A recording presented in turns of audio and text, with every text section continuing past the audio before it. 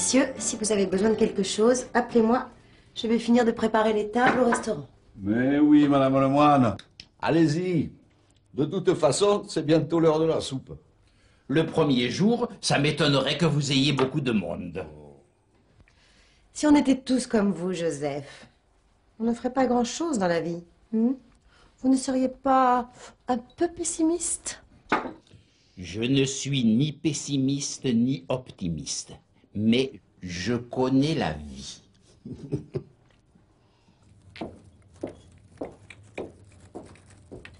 On devrait mettre un peu de musique, non? Non, pas le jour de l'ouverture. Il y a des gens qui n'aiment pas ça. Au café, tu sais ce qu'on pourrait faire pour attirer du monde? Une grande soirée où on inviterait tout le village. J'ai eu la même idée, figure-toi.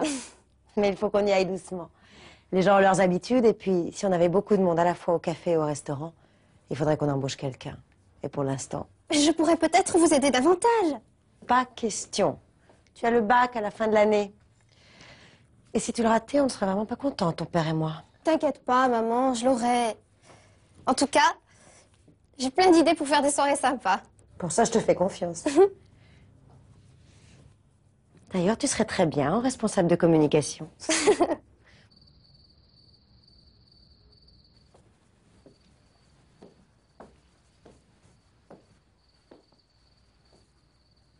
Excusez-moi. Vous n'êtes peut-être pas encore ouvert? Ah, mais si, nous vous attendions. Vous m'attendiez? Mais j'ai pas réservé. Ah non, enfin, je veux dire, un client est toujours attendu et bienvenu. Je vous laisse choisir votre place. Vous avez une préférence?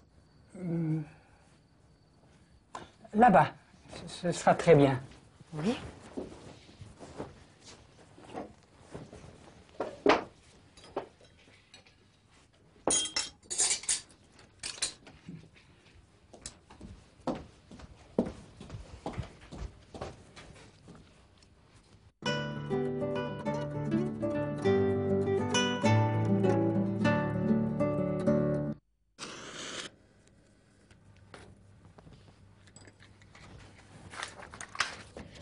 Vous avez choisi, monsieur? J'hésite. Il y a tellement de choses. Je peux vous conseiller, si vous voulez. C'est-à-dire, je mange très peu le soir. J'ai des problèmes d'estomac, vous comprenez? Bien sûr. Vous pourriez commencer par une crème d'asperges. Oui, mais je ne digère pas les asperges. Bien. Alors, qu'est-ce que vous diriez d'une mousse de saumon aux herbes? C'est délicieux. Je ne tolère ni les asperges ni les herbes. Je préférerais prendre le plat de résistance directement. Si je mangeais trop, je serais malade, vous comprenez? Oui, à cause de votre estomac. Et je dors mal aussi. On pourrait vous faire une petite tisane à la fin du repas. Ça vous aiderait à dormir. Ah non! Pas de tisane, j'ai des problèmes de reins. Alors les tisanes, vous comprenez? Je comprends. Je vous laisse encore réfléchir. Pendant que vous choisissez, je vous apporte la carte des vins. Je ne bois que de l'eau. Ni apéritif, ni vin. L'alcool me donne des migraines, vous comprenez? Oui, bien sûr. Excusez-moi. Je ne veux pas être indiscrète, mais que disent les médecins? Ils me donnent des médicaments. Ah.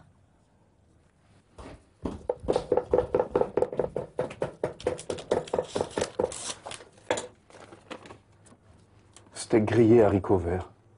Ni entrée, ni fromage, ni dessert. Pas de pain et de l'eau. Ce n'est pas à toi qui avais peur que ma cuisine soit trop riche? Ah, le steak. Bien cuit. J'espère que la viande vous a plu. Peut-être un peu trop de beurre, mais cuit à point. Merci. J'espère que nous aurons le plaisir de vous revoir. Certainement. J'aime beaucoup cet endroit. C'est très calme. Ce n'est pas comme avec l'ancien propriétaire. J'y suis venu une fois. Il y avait un monde. Et moi, le monde, je ne supporte pas. J'ai les nerfs fragiles, vous comprenez. Maintenant, c'est parfait.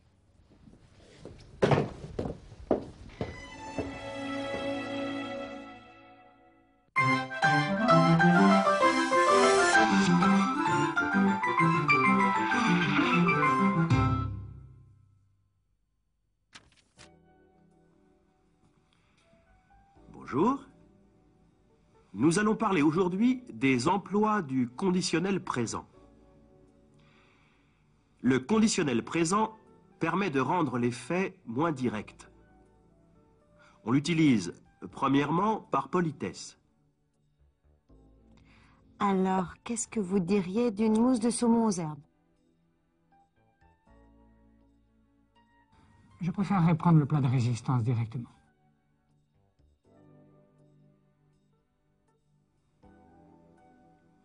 Deuxièmement, on emploie le conditionnel pour faire des suggestions et donner des conseils aimables.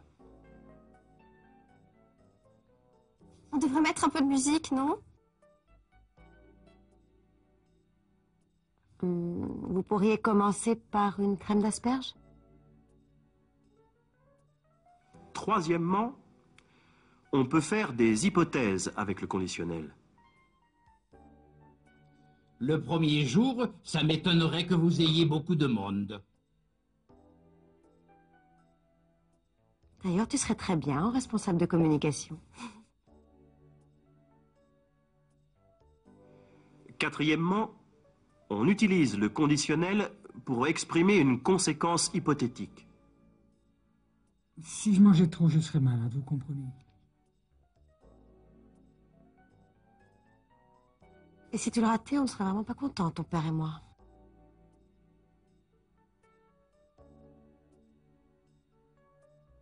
Si la grammaire était moins complexe, apprendre une langue serait plus facile, n'est-ce pas?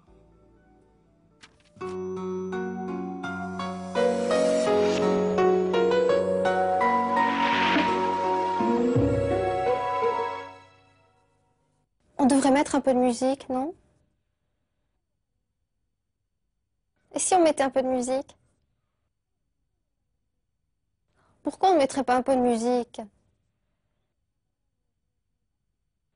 Un peu de musique, tu n'es pas contre?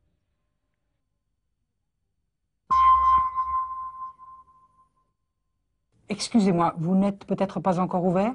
Mais si,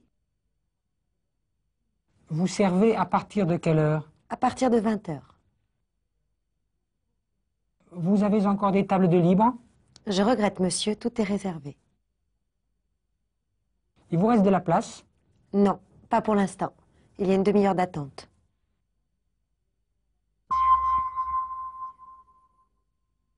J'espère que nous aurons le plaisir de vous revoir. Certainement.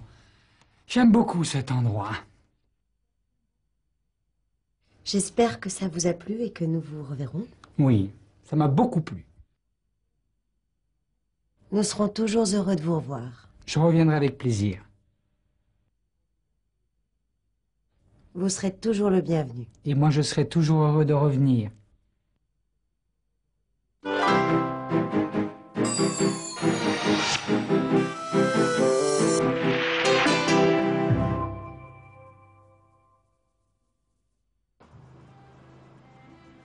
La façon la plus agréable d'aborder Strasbourg est de longer les canaux qui entourent la Petite France, un des endroits les plus pittoresques de cette ville.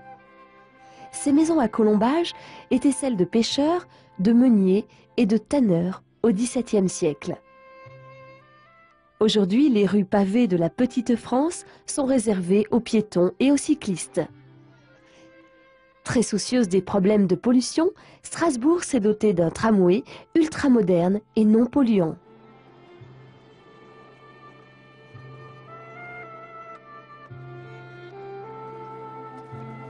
Toute la ville est quadrillée par de nombreuses pistes cyclables et les Strasbourgeois n'hésitent pas à les emprunter malgré la rigueur des hivers.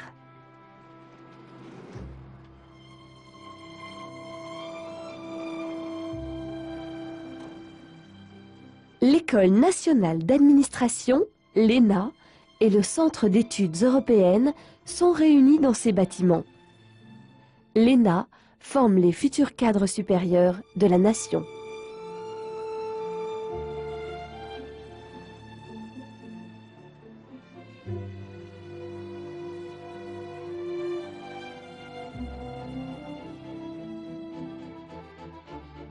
Strasbourg est le siège du Conseil de l'Europe qui comprend le Comité des ministres, l'Assemblée consultative et le secrétariat international. Le Palais de l'Europe abrite les sessions du Parlement européen.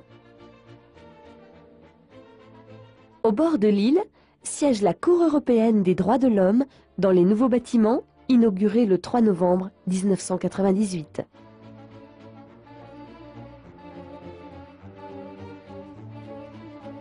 À Strasbourg, on passe sans transition d'une architecture futuriste à celle des siècles passés.